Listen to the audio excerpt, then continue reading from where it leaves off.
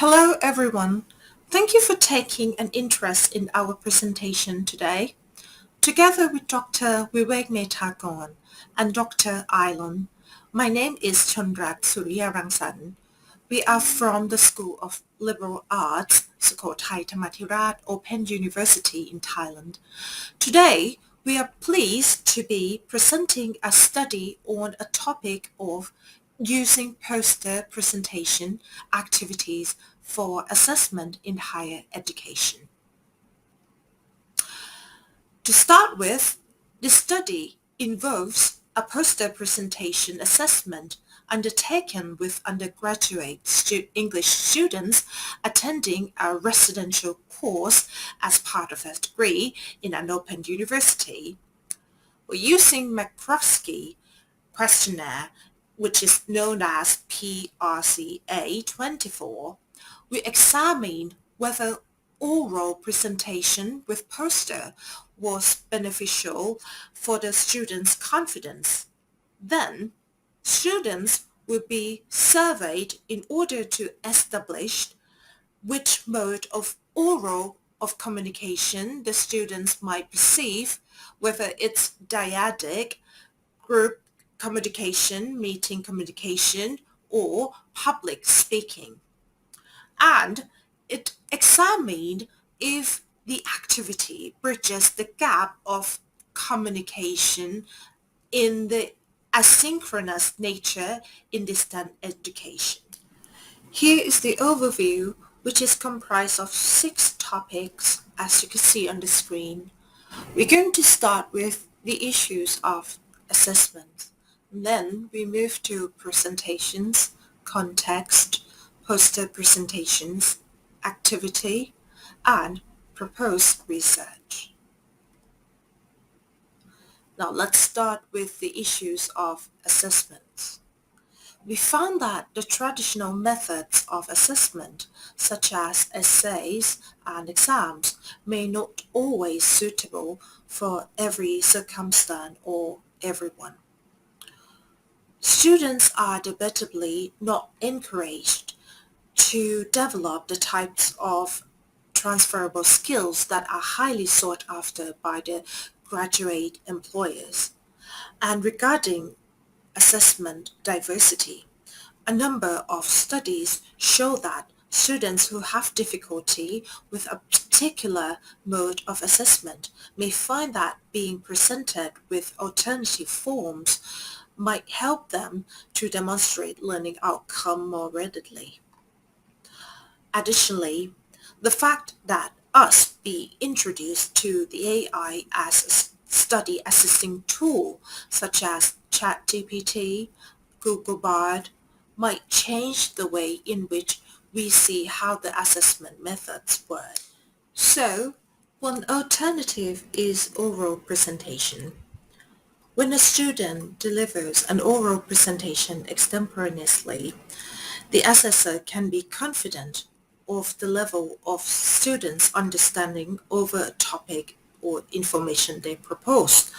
However, the use of oral presentations as a means of assessment can be problematic because arranging such assessment for large groups of students can be logistically difficult. And the most challenging issue with this method of assessment is the fact that it increases the high levels of anxiety triggered when speaking in front of a lot of people. For this reason, the presenters are likely to fail to deliver the presentation that reflects their knowledge. When taking the speaking anxiety issue into account, the consideration was given to the design of a speaking assessment for non-native English students in an open university in Thailand, where their studies mostly conducted remotely and individually. So, when it comes to English speaking skills in this self-reliance education, it is quite a challenge, especially when the language is not regularly spoken on a daily basis. Another point that couldn't be overlooked was on the question how we were able to conduct the presentation for the time allocated in one morning when we had 100 students to deliver presentations, because the traditional oral presentation might not be practical in this case. And this is where the poster presentation came in. What is poster presentation? It is quite similar to an oral presentation where that presenter conveys information to an audience. A number of scholars believe that poster presentation offers the presenter a less formal and a less intimidating atmosphere.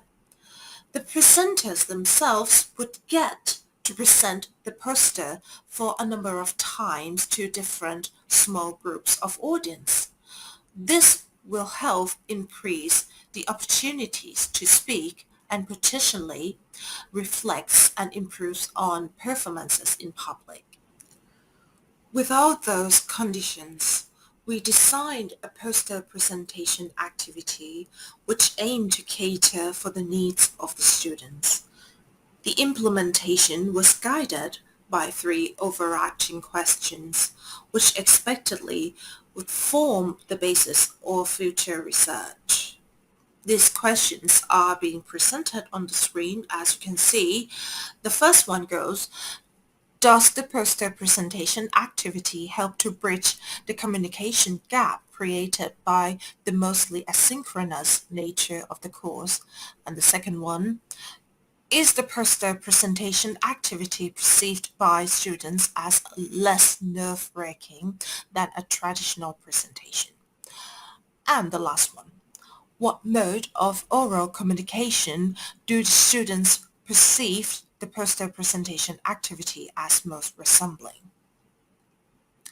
Now, moving on to the implementation, the goal of the presentation session is to encourage the students to convey the information they have researched on the given topics, which require them to complete within a few hours. The scenarios that have been used to date were a travel fair and a career fair. And because this study shows that students, particularly non-native speakers, can be tempted to read presentations from a script, our students were also required to avoid using the script in order to promote a sense of understanding and public speaking. Beginning with the preparation session, the first task is to allocate groups. The ideal number is 4 per group. These groups are given their team numbers and further subdivided into pairs A and B, where the pairs takes turn to be the presenters and the audience later on the actual presentation session. Then they would have some time to do the research on the given topics and prepare for the poster and oral presentation. And then finally, each one gets to present. You can see the outline of the poster on the screen, deliberately designed with most spaces dedicated to images. This exemplar is there for the students where they are free to use and deviate. This is because it's a time saver, as for them there were only 90 minutes given to do their research, design and prepare for their posters and presentation. All students were divided into groups of 4 that would make 25 teams altogether. All teams were located with the number from 1 to 25 as shown in the plan in the picture. Then each group of 4 subdivides into pairs, A team and B team.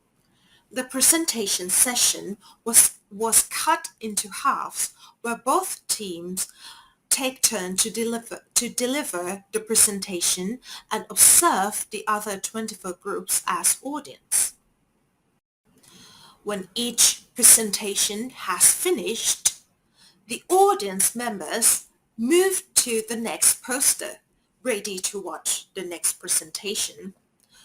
By the end of the session, each pair should have delivered their presentation between 8 to 10 times. This way help boost up the students' confidence as they all get to speak in front of different groups of audience repeatedly. So far, there have been only 2 residential courses where this poster presentation had been administered.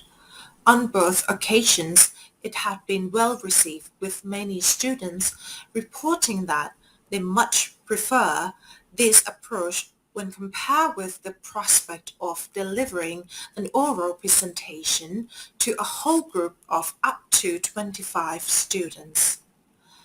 Due to its success, the format of the poster presentation assessment will be continuing at future residential courses in order to gain a deeper insight into the activity. It is proposed that research should be conducted to determine how far it helps reduce students' apprehension and which mode of oral communication they see as most resembling. With McCroskey's PRCA 24 survey, the 2 questions will be administered prior to the residential course. This will help determine the levels of apprehension felt by students towards different modes of oral communication. To conclude, this study has outlined the use of poster presentation assessment used in residential courses at Sukhothai Thammathirat Open University. Despite the positive feedbacks from students with these methods of assessment, the study argues that further research is required to establish the extent to which poster presentation can be considered as a suitable substitute for oral presentations and a valid means to help students develop their presentation skills. And that should be all. Here is the list of references. And if you have any questions or wish to follow up the observations, we can be contacted via emails shown on the screen. Thank you, everybody.